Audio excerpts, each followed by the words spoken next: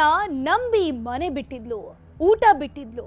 ಅಪ್ಪ ಅಮ್ಮನ ಮಾತನ್ನ ಧಿಕ್ಕರಿಸಿದ್ದವಳು ಅವನನ್ನ ಹುಡುಕಿಕೊಂಡು 100 ಕಿಲೋಮೀಟರ್ ಪ್ರಯಾಣವನ್ನ ಬೆಳೆಸಿ ಬಂದಿದ್ಲು. ಆದ್ರೆ ಇಷ್ಟೆಲ್ಲ ಯಾರಿಗಾಗಿ ತ್ಯಾಗ ಮಾಡಿದ್ಲೋ, ಯಾರಿಗಾಗಿ ಮನೆ ಬಿಟ್ಟಿದ್ಲು, ಅವನ ಕೈಯಿಂದಲೇ ಆ ಹೆಣ್ಮಗಳು ಕೊಲೆಯಾಗಿ ಹೋಗಿದ್ದಾಳೆ. ಯಾರ ಜೊತೆ ಬದುಕಬೇಕು ಅಂತ ಬಂದಿದ್ಲೋ ಅವನ ಕೈಯಿಂದಲೇ ಮಸಣ ಸೇರಿದ್ದಾಳೆ. ಈ ಅಮಾಯಕ ಹೆಣ್ಣು ಮಗಳ ಬದುಕನ್ನ ಸರ್ವನಾಶ ಮಾಡಿರೋ ಪಾಪಿ ಆ ಕಟುಕನ ಸಂಚು ಹೇಗಿತ್ತು ಗೊತ್ತಾ? ಕೊಲೆ ಮಾಡಿದ್ಯಾಕೆ ಅನ್ನೋದನ್ನ ಡಿಟೇಲ್ಡ್ ಆಗಿ ತೋರಿಸ್ತೀವಿ ನೋಡಿ.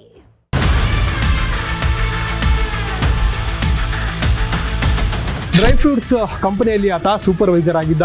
ಆಕೆ ಕೂಡ ಸೂಪರ್ ಮಾರ್ಕೆಟ್ನಲ್ಲಿ ಕೆಲಸ ಮಾಡ್ತಿದ್ರು. ಇಬ್ಬರ ಜೀವನ ಚೆನ್ನಾಗಿ ನಡೆಯುತ್ತೆ, ಮದುವೆ ಆಗ್ಬೋದು ಅಂತ ಅಂದ್ಕೊಂಡಿದ್ರು.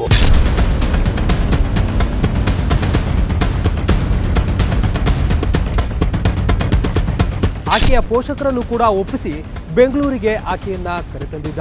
ಆದರೆ ಬೆಂಗಳೂರಿಗೆ ಬಂದ ಮೇಲೆ ತನ್ನ ವರಸೆಯನ್ನೇ ಬದಲಾಯಿಸಿದ್ದ. ಇಬ್ಬರ ಮಧ್ಯೆ ಜಗಳ ಆಗಿತ್ತು. ಪೊಲೀಸರ ತನಿಖೆ ವೇಳೆ ಆತನ ಬಂಡವಾಳ ಗೊತ್ತಾಗಿದೆ.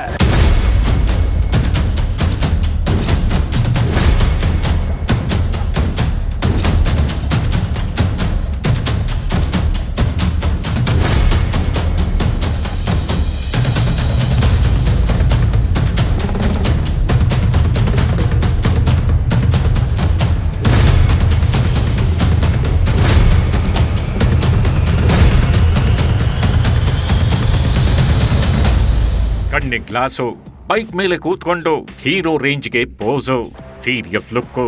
ಅಬ್ಬಬ್ಬ, ಇವನಾಗಿ ಖತರ್ರು, ಇವನಾಗಿ ಗಾಂಭೀರ್ಯ. ಬದುಕಿನಲ್ಲಿ ಇದ್ದು ಬಿಟ್ಟಿದ್ರೆ, ರಿಯಲ್ ಲೈಫ್ನಲ್ಲಿ ಅಳವಡಿಸಿಕೊಂಡು ಬಿಟ್ಟಿದ್ರೆ, ರಿಯಲ್ ಲೈಫ್ನಲ್ಲಿ ಹೀರೋನೇ ಆಗ್ತಿದ್ದ. ಸಿನಿಮಾದಲ್ಲಿ ಮಿಂಚೋಕೆ ಆಗದಿದ್ರು ಮನೆಯಲ್ಲಿ ಹೀರೋ ರೀತಿ ಇರ್ತಿದ್ದ. ಆದ್ರೆ ಈ ಕರಿ ಚಸ್ಮಾ ಮುಖದಾಗಿ ಪುಡಾಂಗು ಇಡೀ ಬೆಂಗಳೂರನ್ನೇ ಬೆಚ್ಚಿ ಬೀಳಿಸಿದ್ದಾನೆ. ಸಿನಿಮಾ ಸ್ಟೈಲಿನಲ್ಲಿ ಕ್ರೈಮ್ ಸ್ಟೋರಿ ಕ್ರಿಯೇಟ್ ಮಾಡಿ ಹೀರೋ ಆಗೋಕ್ ಹೋಗಿದ್ದವನು ವಿಲ್ಲನ್ ಆಗಿದ್ದಾನೆ. ರಣರಾಕ್ಷಸನಾಗಿ ಹೋಗಿದ್ದಾನೆ. ತನ್ನ ಪ್ರೇಯಸಿಯನ್ನೇ ಕೊಂದು ಹಾಕಿದ್ದಾನೆ. ಎದೆ ಎಲ್ಲ ತಟ್ಟಿದ ಮೇಲೆ ಆಮೇಲೆ ಅವನ ಹಾಸ್ಪಿಟ್ಲಿಗೆ ಎತ್ಕೊಂಡು ಹೋಗೋಣ ಅಂದ. ಬಡ ಅಂತ ಅದು ಇದು ತಗೊಂಡು ಬಂದುಬಿಟ್ಟು ಒಂದು 5 ಮಿನಿಟ್ಸ್ ಒಳಗಡೆ ಅವ್ರ ರೂಮ್ ಒಳಗಡೆ ಏನು ಮಾಡ್ತಾರೆ ಗೊತ್ತಿಲ್ಲ. ನೋಡೋಣಪ್ಪ, ಇಲ್ಲಿ ಒಂದು ಸ್ಟೂಲ್ ಇಲ್ಲ, ಒಂದು ಬೆಂಚ್ ಇಲ್ಲ, ಏನಿಲ್ಲ. 11 ಫೀಟ್ಗೆ ಆ ಹುಡುಗಿ 4 ಅಡಿ ಇರೋದು. ಹೆಂಗೆ ಹೋಗಿ ಅವಳು ನೇಣಾಕ್ತಾಳೆ? ಹೆಂಗಿನ ಸಾಧ್ಯ ಅಂತ. ಹೀಗೆ ನೋಡಿ ಈ ಕಟುಕನ ನಂಬಿ ಹೆಣವಾಗಿ ಹೋಗಿರೋ ಯುವತಿ.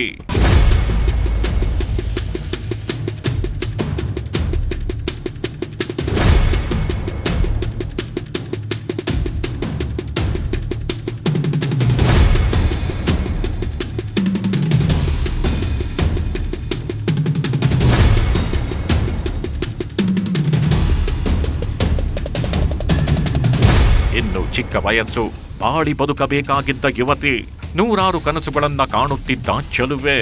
ಬೆಂಗಳೂರಿನ ವರ್ತೂರು ಪೊಲೀಸ್ ಠಾಣಾ ವ್ಯಾಪ್ತಿಯ ಕೊಡತಿಯಲ್ಲಿ ಬಾಡಿಗೆ ಮನೆಯಲ್ಲಿ ಈ ಕಟುಕನ ಜೊತೆ ವಾಸ ಬಿದ್ದವಳು. ಈಕೆ ಸೂಪರ್ ಮಾರ್ಕೆಟ್ ಒಂದರಲ್ಲಿ ಕೆಲಸ ಮಾಡ್ತಿದ್ರೆ, ಇವನು ಡ್ರೈ ಫ್ರೂಟ್ಸ್ ಅಂಗಡಿಯಲ್ಲಿ ಸೂಪರ್ವೈಸರ್ ಆಗಿ ಕೆಲಸ ಮಾಡ್ತಿದ್ದ. ಅಷ್ಟೋ ಇಷ್ಟೋ ಸಂಬಳ ಬರ್ತಾಗಿತ್ತು. ಇಬ್ಬರು ಮದುವೆಯಾಗೋ ತಯಾರಿಯಲ್ಲಿದ್ರು. ಆದರೆ ಈ ಪರಮ ಪಾಪಿ 23 ವರ್ಷದಾಗಿ ಯುವತಿಯನ್ನ ಅತಿ ಭಯಾನಕವಾಗಿ ಕೊಂದು ಹಾಕಿದ್ದಾನೆ.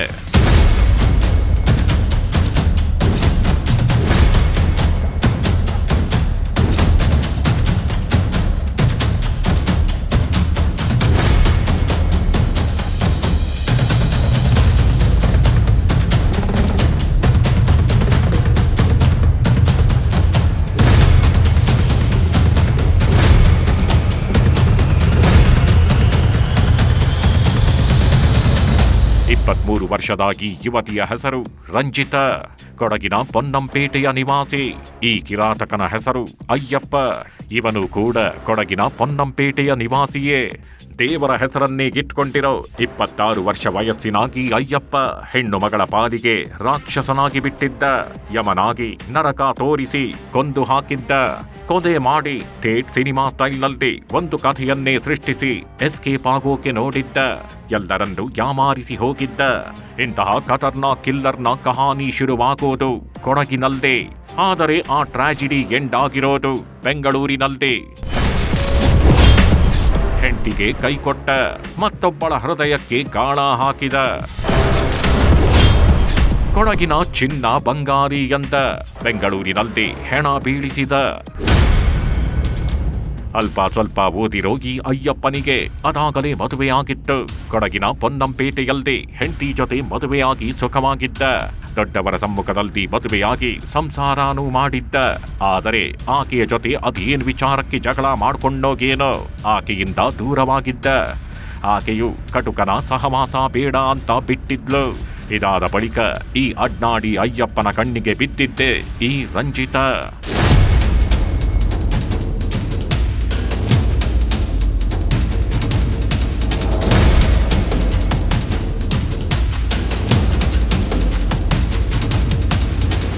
ತಮ್ಮದೇ ಗ್ರಾಮದ ನಿವಾಸಿಯಾಗಿದ್ದ ಈ ರಂಜಿತಾಳನ್ನ ಈ ಅಯ್ಯಪ್ಪ ನೋಡಿದ್ದ. ರಂಜಿತಾಳನ್ನ ಮಾತನಾಡಿಸೋದು, ರಂಜಿತಾ ಮುಂದೆ ಚೆನ್ನಾಗಿರೋ ಬಟ್ಟೆ ಹಾಕೊಂಡು ಓಡಾಡೋದನ್ನ ಮಾಡ್ತಿದ್ದ. ನಂತರ ಹೇಗಿದ್ರು ಕಟ್ಕೊಂಡೋಳು ಬಿಟ್ಟೋದ್ಲು. ನನಗೂ ಯಾರೂ ಇಲ್ಲ, ರಂಜಿತಾಳಿಗೆ ಕಾಳು ಹಾಕೋಣ, ರಂಜಿತಾಳನ್ನ ಹೇಗಾದ್ರೂ ಸರಿ ಪಟಾಯಿಸ್ಕೊಳ್ಳೋಣ ಅಂತ ಡಿಸೈಡ್ ಆಗಿದ್ದ.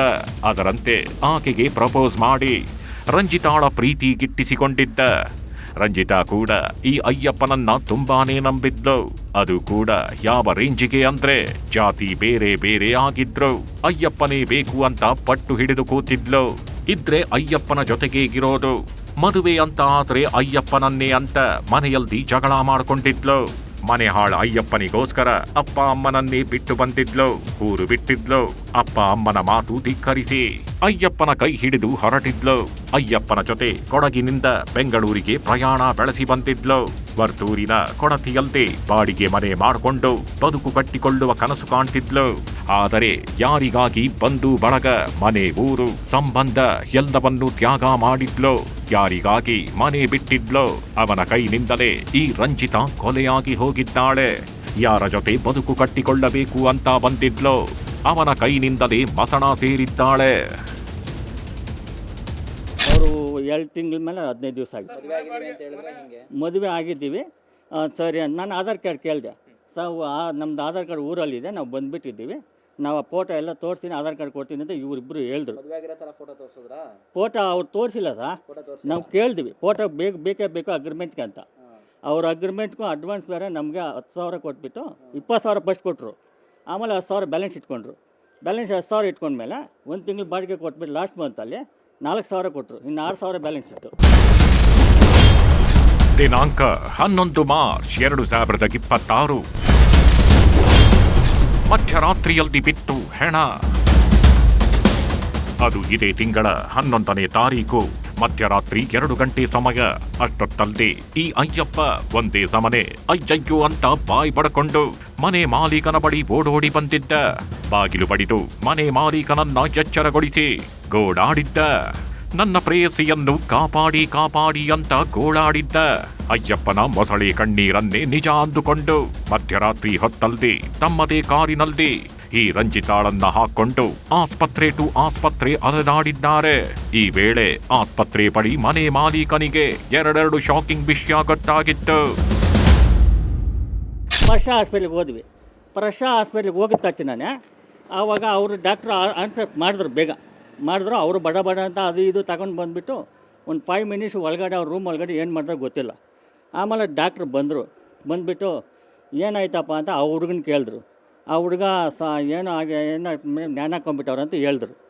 ಜ್ಞಾನ ಕಂಬಿಟ್ಟವ್ರು ಅಂತ ಹೇಳಿದಾಗ ನಾನು ಗಮನಿಸಲಿಲ್ಲ. ಅಲ್ಲಿ ಮೇಲೆ ಗಾಬರಿಗೆ ಪ್ಯಾನ್ ಗಮನಿಸಿದೆ. ನಮ್ದು 11 ಫೀಟ್ ಇದೆ ಮೋಲ್ಡು. ಎಸ್, ಮಧ್ಯರಾತ್ರಿ 1:30 ಸುಮಾರಿಗೆ ಮನೆ ಮಾಲೀಕರನ್ನ ಯಾಮಾರಿಸಿ ಆಸ್ಪತ್ರೆಗೆ ಕರ್ಕೊಂಡು ಹೋಗೋ ಡ್ರಾಮಾ ಆಡಿದ್ದ. ನಂತರ ಆಸ್ಪತ್ರೆ ಬಳಿ ಆತ್ಮಹತ್ಯೆಗೆ ಯತ್ನಿಸಿದ್ದಾಳೆ ಅಂತ ಡಾಕ್ಟರ್ ಮುಂದೆ ಹೇಳಿದ್ದ. ಆದರೆ ವೈದ್ಯರು ರಂಜಿತಾ ಸತ್ತು ಅದಾಗಲೇ 1 ಗಂಟೆ ಆಗಿದೆ ಅಂತ ಹೇಳಿದ್ರು. ಈ ವಿಷಯ ಕೇಳಿ ಮನೆ ಮಾಲೀಕರಿಗೆ ಶಾಕ್ ಆಗಿತ್ತು. ಮನೆಗಿರೋದು 11 ಅಡಿ, ಹುಡುಗಿಗಿರೋದು 4 ಅಡಿ ಉದ್ದ. ಅದು ಹೇಗೆ ಫ್ಯಾನಿಗೆ ನೇಣು ಹಾಕೊಂಡಿದ್ಲು? ಅದು ಹೇಗೆ ಇವನು ಆ ಹುಡುಗಿಯನ್ನ ಕೆಳಗಿಳಿಸಿದ? ಒಂದು ಟೇಬಲ್ ಇಲ್ದ, ಒಂದು ಚೇರ್ ಕೂಡ ಇಲ್ಲ. ಅದು ಹೇಗೆ ಆತ್ಮಹತ್ಯೆ ಮಾಡಿಕೊಳ್ಳೋಕೆ ಸಾಧ್ಯ ಅಂತ ಮಾಲೀಕರು ಪೊಲೀಸರನ್ನ ಕರೆಯಿಸಿ ಅನುಮಾನ ವ್ಯಕ್ತಪಡಿಸಿದ್ರು. ಅಲ್ಲದೆ ಹೇಗೆ ಫ್ಯಾನಿಗೆ ಹಗ್ಗ ಕಟ್ಟಿದ್ಲು, ನೀನು ಹೇಗೆ ಹಗ್ಗ ಬಿಚ್ಚದೆ ತೋರಿಸು ಅಂತ ಈ ಅಯ್ಯಪ್ಪನನ್ನ ಮನೆಗೆ ಕರ್ಕೊಂಡು ಹೋಗಿದ್ರು. ಡೋರ್ ಹತ್ತೋವಾಗೆ 2 ಸಲ ಬಿದ್ದುಬಿಟ್ಟ. ಅವನ ಕೈಲಿ ಆಗಿಲ್ಲ ಡೋರ್ ಹತ್ತೋಕ್ಕೆ. ಇವನೇ ಅಷ್ಟು ಕಷ್ಟಪಟ್ಟು ಹತ್ತೋವಾಗ ಆ ಹುಡುಗಿ ಹತ್ತಲ್ಲ. ಆವಾಗ ಏನಾಯಿತು, ಇವನು ಹೋಗಿ ಇವನಿಗೆ ಪೊಲೀಸ್ನವರು ಹಾಕಪ್ಪ ನೋಡೋಣ ಅಂತ ಹೇಳಿದ್ರು. ಆ ವೈರು ಅಂದುತ್ತಾ ಇಲ್ಲ ಫ್ಯಾನ್ಗೆ. ಆಮೇಲೆ ಆ ಬೆಂಡ್ ಮಾಡಿ ಹಿಂಗೆ ಹಾಕಿ ತಗಲಾಕಿ ಗಂಟು ಕಟ್ಬಿಟ್ಟು ನೀನು ಸರಿ ಅಲ್ಲಿಗೆ ಉರ್ಲಾಕ ದುಮ್ಕಿದಲ್ಲ ಅಂತ ಹೇಳ್ತೀಯಲ್ಲ, ನೀನು ದುಮ್ಕು ನೋಡೋಣ, ನೀನು ದುಮ್ಕು, ನಾವು ಇಡ್ಸ್ಕೊತೀವಿ, ನಾವು ಇಲ್ಲೇ ಇದ್ದೀವಿ. ಇಲ್ದೆ ನೋಡಿ ರಾಕ್ಷಸ ಅಯ್ಯಪ್ಪನ ಎಲ್ಲಾ ಪ್ಲಾನ್ ಉಲ್ಟಾ ಆಗಿರೋದು. ಇಲ್ದೆ ನೋಡಿ ಆತ್ಮಹತ್ಯೆ ಕತೆ ಕಟ್ಟೋಕೆ ಹೋಗಿದ್ದ ಅಯ್ಯಪ್ಪನ ಕ್ರೈಮ್ ಕಹಾನಿ ರಿವೀಲ್ ಆಗೋದು. ಇವನೇ ಪ್ರೇಯಸಿಯನ್ನ ಕೊಂದು ಡ್ರಾಮಾ ಮಾಡಿದ್ದಾನೆ ಅನ್ನೋದು ಪೊಲೀಸರಿಗೆ ಗೊತ್ತಾಗಿತ್ತು. ಹ್ಯಾಂಗ್ ಮಾಡ್ಕೊಂಡಿದ್ದಾರೆ ಅಂತ ಹೇಳಲಿಕ್ಕೆ ಆ ವೈರ್ನ ಫ್ಯಾನ್ಗೆ ಕಟ್ಟಿಸಿ ಅದು ಅವರು ಹ್ಯಾಂಗ್ ಮಾಡ್ಕೊಂಡಿದ್ದಾರೆ ಅಂತ ಹೇಳಲಿಕ್ಕೆ ತೋರಿಸಲಿಕ್ಕೆ ಪ್ರಯತ್ನ ಪಟ್ಟಿದ್ದಾರೆ ಅವರು. ಬಟ್ ಆಗಿದ್ದು ಬೇರೆ ರೀತಿಯಲ್ಲಿ. ಆ್ಯಂಡ್ ಅದಾದ ನಂತರ ನಮಗೆ ಪೋಸ್ಟ್ ಮಾರ್ಟಮ್ ಆಗಿದ್ದು ಡೀಟೇಲ್ಡ್ ರಿಪೋರ್ಟ್ ಏನು ಬರುತ್ತೋ ಅದರ ಬೇಸಿಸ್ ಮೇಲೆ ನಾವು ಆ್ಯಕ್ಷನ್ ತಗೊಳ್ತೀವಿ. ಕರೆಂಟ್ ವೈರ್ನಲ್ಲಿ ಕುತ್ತಿಗೆ ಬಿಗಿದು ಕೊಂದ ಕಿರಾತಕ.